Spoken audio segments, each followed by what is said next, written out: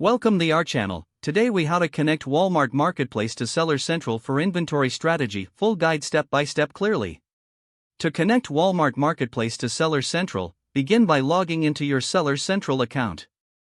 Once logged in, navigate to the Settings tab located in the upper right corner. From the drop-down menu, select User Permissions.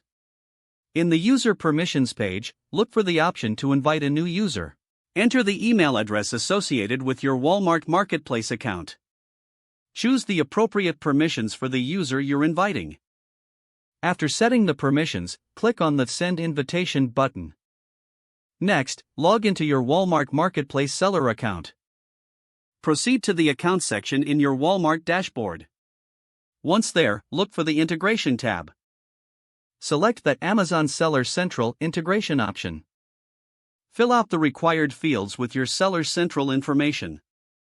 You will need to provide your MWS auth token, seller ID, and other necessary details.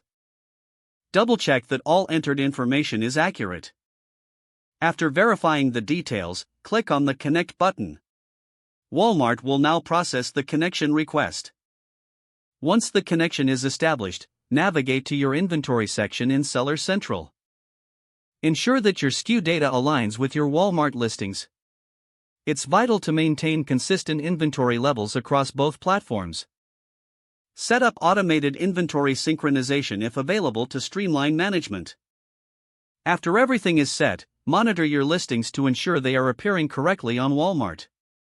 Regularly check for any discrepancies and adjust as needed. This connection will enhance your inventory strategy and improve overall sales efficiency.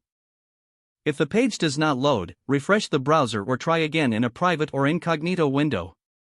Make sure you are using the correct email address, then retype it carefully to avoid small typos. If your password is not accepted, use the reset option and create a new strong password you can remember. Check your spam folder for verification or security emails, then complete any requested confirmation steps. Enable two-factor authentication if available to improve account security and reduce unauthorized access risk. After signing in, review your profile details so your contact information and settings are accurate and current. Don't forget to like this video and subscribe to our channel for more step-by-step tech guides.